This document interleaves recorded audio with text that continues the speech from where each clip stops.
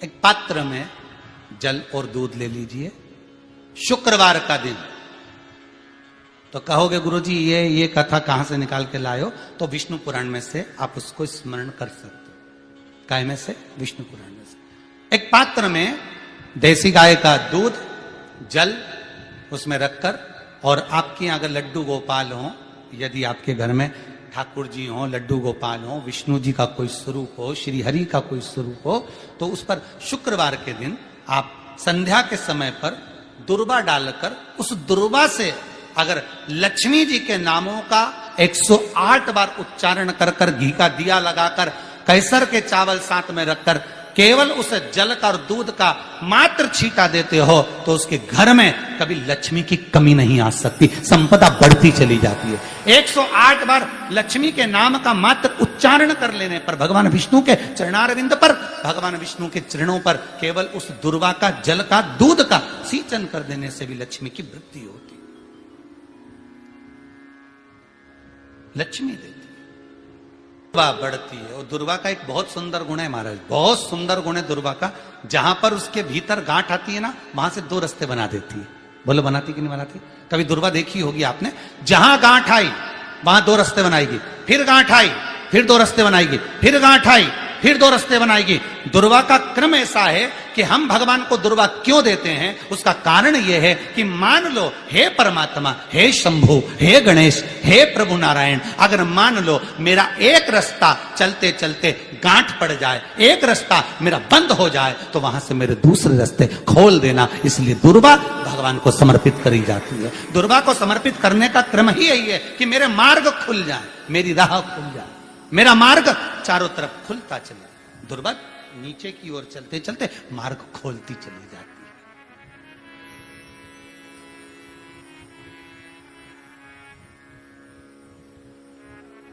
अमृत है ये, इसलिए नष्ट नहीं होती। तोड़ के रख लेना, प्रैक्टिकल करके जरूर देखना, सीवर वाला महाराज कहीं झूठ तो नहीं बोल रही है। तोड़ कर रखो दुर्वा को, बोरी में भर कर रखो। 4 साल, 6 महीने, 8 महीने बाद सूख जाए, बेकार हो जाए, उसके बाद भी उसको खेत में, बगीचे में कहीं ले जाकर पटक देना, 8-15 दिन पानी देना, देखो फिर वापस वही हरि की हरि होना, वही कहीं ना कहीं से स्फुटित होते फिर आगे बढ़ना चालू कर देगी। उसका तत्व है अमृत,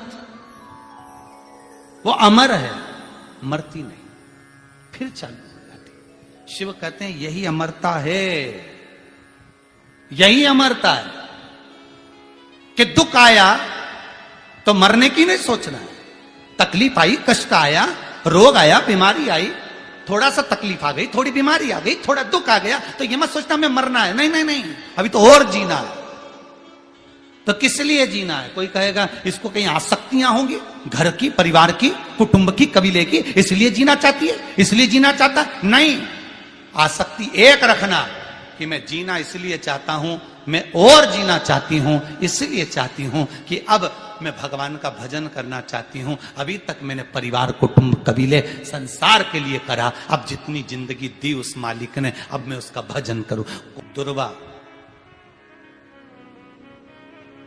भगवान विष्णु को चढ़े, दुर्वा गणेश जी को चढ़े, दुर्वा शिव जी को चढ़े, दुर्वा ब्रह्मा को चढ़े, दुर्वा इंद्र को चढ़े, दुर्वा पितरों को चढ़े।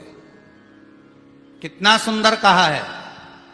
जिसके घर में पितृदोष प्रबल होता है, बहुत प्रबल पितृदोष है, तो उसके घर के जहां पानी का मटका रखा था, पितृदोष मालूम है ना? पितृदोष का लक्षण क्या होता है? 1 रुपए कमाओ, 1.25 रुपए खर्च हो, समझ लेना पितृदोष। रात्रि को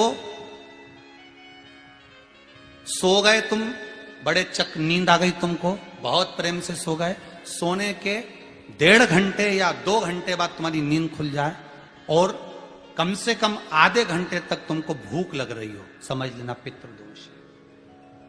सोकर उठने के बाद में जैसे ही 1-2 घंटे की नींद हो गई और अचानक नींद खुल गई और तुम्हें भूख लग रही है,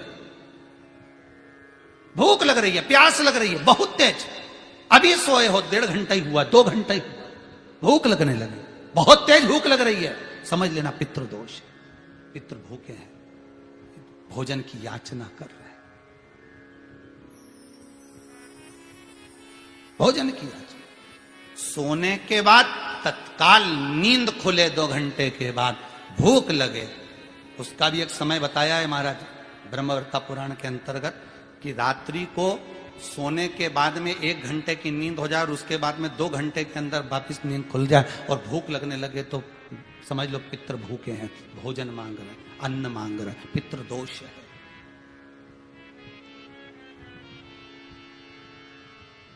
पितृदोष का कुछ कुछ वर्णन किया गया है। घर में एक पात्र के चक्कर में, एक बेडशीट के चक्कर में, एक सामान के चक्कर में विवाद हो रहा है तो समझ लो पितृदोष है। 1 रुपया कमाया 1.25 खर्च हो रहा है, पितृदोष है।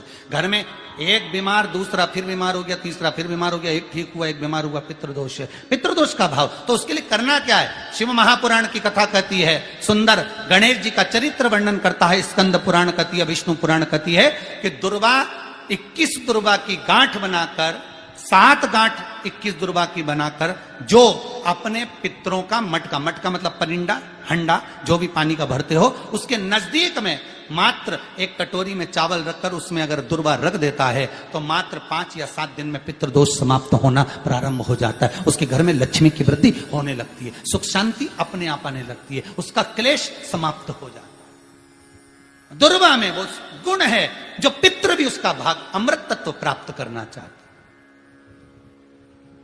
अमृत देना चाहते। और सरल भाषा में समझिए, जिसकी फैक्ट्री नहीं चल रही हो,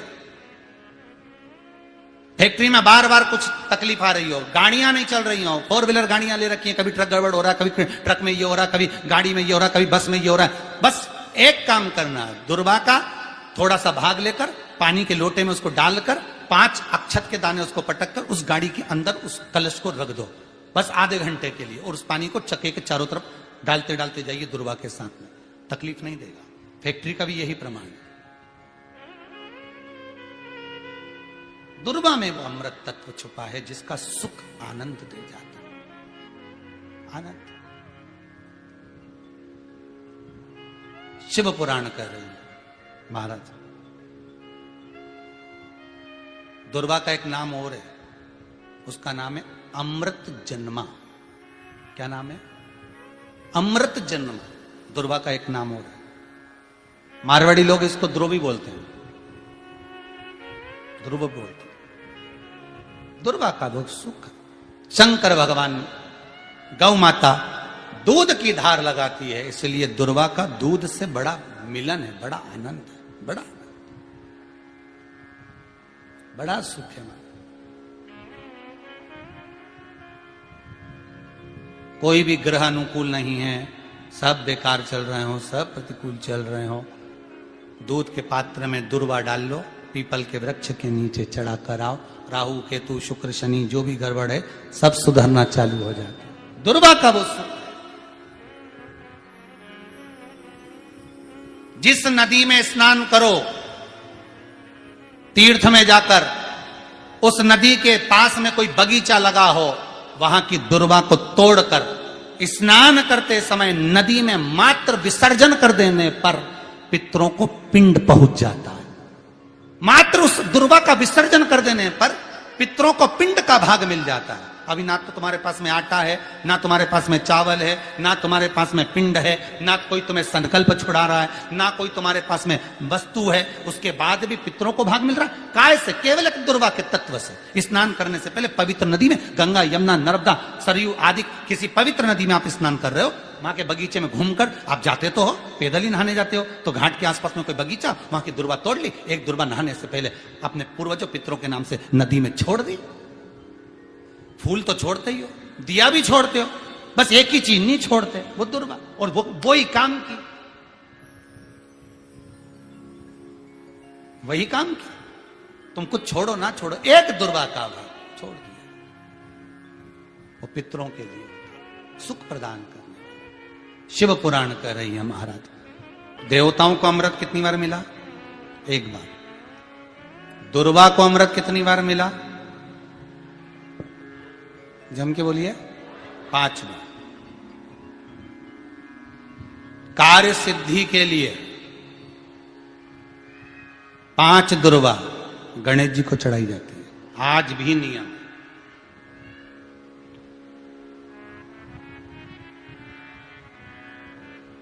कभी आपको मौका मिला हो और आपने रावण संहिता पढ़ी हो। कौन सी संहिता? रावण संहिता। क्योंकि रावण शिव का उपासक था, भजन करने वाला था। शिव तांडव स्तोत्र आज भी लोग रावण का एक आनंद में पढ़ते। तो शिव का उपासक है रावण, शंकर का उपासक। विद्वान भी था, ज्ञानवान भी था।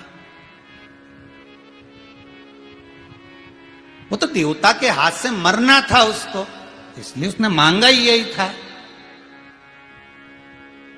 जो मांगा वो मिला। तो रावण संहिता अगर किसी ने पढ़ी हो तो उसको मालूम होगा, रावण संहिता में 4 तरह के तिलक का महत्व बताया। कितने तिलक? 4। उन 4 तिलक में सर्वश्रेष्ठ तिलक रावण बताता है। एक तिलक सर्वश्रेष्ठ है, वो है दुर्वा। जो दुर्वा होती है, उस दुर्वा को जलाकर उसकी भस्म तैयार कर कर उसमें गाय का श्वेत गाय, कौन सी गाय? सफेद। उस गाय के शरीर पर कोई दाग ना, उसके शरीर पर पूर्ण तरह से श्वेत हो, ना लाल उसमें कोई धब्बा हो, ना काला धब्बा हो, ना कोई कलर हो, बस केवल श्वेत। रावण संहिता में 4 तरह के तिलक का प्रमाण दिया। तो एक तिलक रावण संहिता में वर्णन आया, एक तिलक का जो व्याख्यान वर्णन किया गया, उसमें दुर्वा को जलाकर राख कर कर भस्म बनाकर उसमें गाय का घी, देसी गाय का घी मिलाकर और उसका बिंदी, उसका तिलक मस्तक पर लगाकर या नैनों में सुरमा लगाकर जो व्यक्ति जिस किसी से मिले वो उसका हो जाता है। उस दुर्वा में इतना प्रबलता आ जाती है, अमृत तत्व जुड़ा हुआ है दुर्वा के। रावण संहिता में 4 तिलक बताएं, उसमें से सबसे 4 तिलक में अलग अलग, एक बेलपत्री की जड़ का तिलक है, एक आंकड़े की जड़ का तिलक है। रावण संहिता में 4 तिलकों का वर्णन है, उसमें मुख्य है सबसे ज्यादा।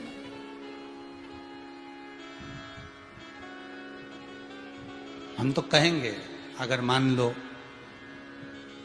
वैसे तो नौकरी करने जाओ, सर्विस करने जाओ तो आंख में काजल लगा कर जा नहीं सकते, नहीं तो लोग ही कह देंगे कहां से आया है। मालूम पड़े तुम नौकरी के लिए इंटरव्यू देने जाओ और आंखों में काजल लगा के चले जाओ, तो फिर भी एक प्रयास करना, फिर भी एक प्रयास करना। उस दुर्वा का जो काजल बनाओ, मूछे हो, दाढ़ी हो, कहीं कहीं पर भी उसकी एक बिंदी लगाकर चले जाओ, वो असर करेगी और आपको वो जॉब मिल ही जाएगा, ये पक्का है। उसमें आकर्षण होता है। दुर्वा आकर्षण का केंद्र करती है। आपको कभी आपके नयनों में दर्द हो रहा हो, जलन हो रही हो, तो आप दुर्वा, हरी भरी जहां दुर्वा हो वहां थोड़ी देर चलने का प्रयास करिएगा, आपके नेत्रों का विकार समाप्त हो जाएगा। दुर्वा में वो सुख है, वो अमृत छुपा हुआ, और एक बार का अमृत नहीं, 5 बार का अमृत दुर्वा के अंदर।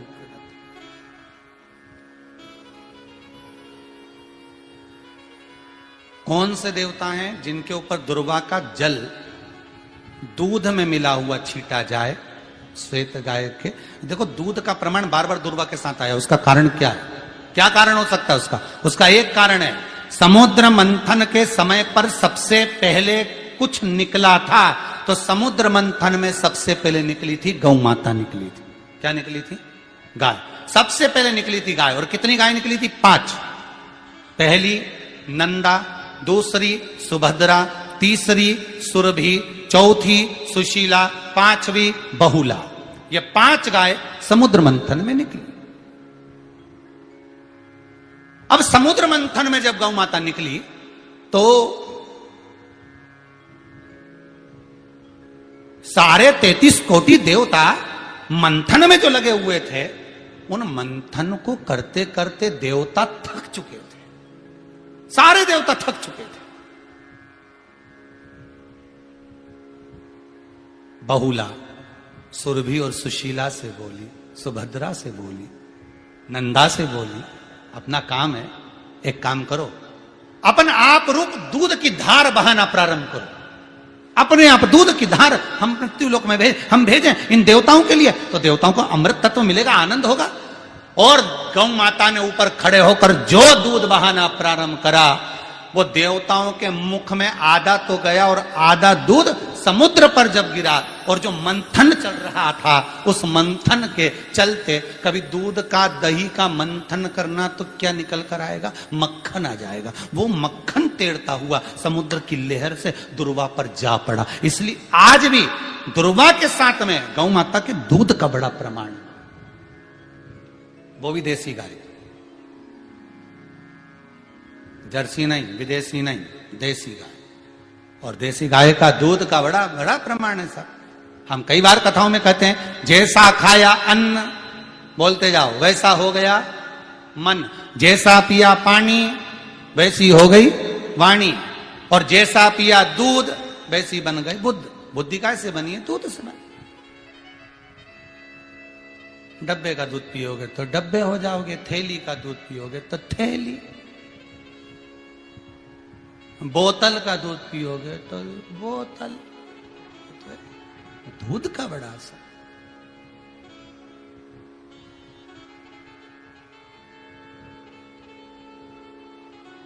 गौ माता के दूध का कहा, एक पात्र में जल और दूध ले लीजिए, शुक्रवार का दिन।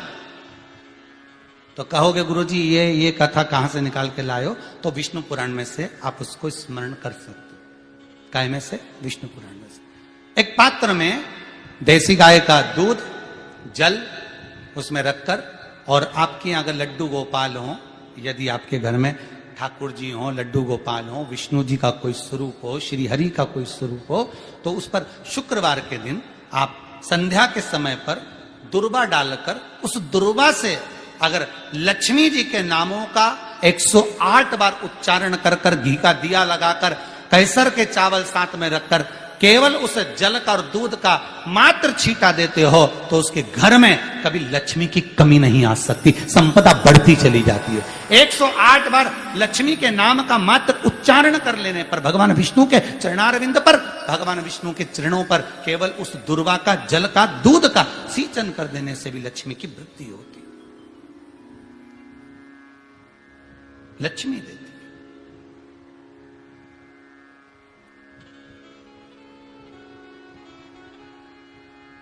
दुर्वा बढ़ती है। और दुर्वा का एक बहुत सुंदर गुण है महाराज, बहुत सुंदर गुण है दुर्वा का। जहां पर उसके भीतर गांठ आती है ना, वहां से 2 रास्ते बना देती है। बोलो बनाती कि नहीं बनाती? कभी दुर्वा देखी होगी आपने। जहां गांठ आई वहां 2 रास्ते बनाएगी, फिर गांठ आई फिर 2 रास्ते बनाएगी, फिर गांठ आई फिर 2 रास्ते बनाएगी। दुर्वा का क्रम ऐसा है कि हम भगवान को दुर्वा क्यों देते हैं? उसका कारण यह है कि मान लो, हे परमात्मा, हे शंभु, हे गणेश, हे प्रभु नारायण, अगर मान लो मेरा एक रास्ता चलते चलते गांठ पड़ जाए, एक रास्ता मेरा बंद हो जाए, तो वहां से मेरे दूसरे रास्ते खोल देना। इसलिए दुर्वा भगवान को समर्पित करी जाती है। दुर्वा को समर्पित करने का क्रम ही यही है कि मेरे मार्ग खुल जाए, मेरी राह खुल जाए, मेरा मार्ग चारों तरफ खुलता चले। दुर्वा नीचे की ओर चलते चलते मार्ग खोलती चली जाती है।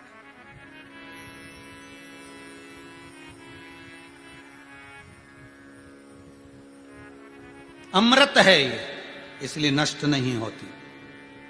तोड़ के रख लेना, प्रैक्टिकल करके जरूर देखना, सियोर वाला महाराज कहीं झूठ तो नहीं बोल रही है।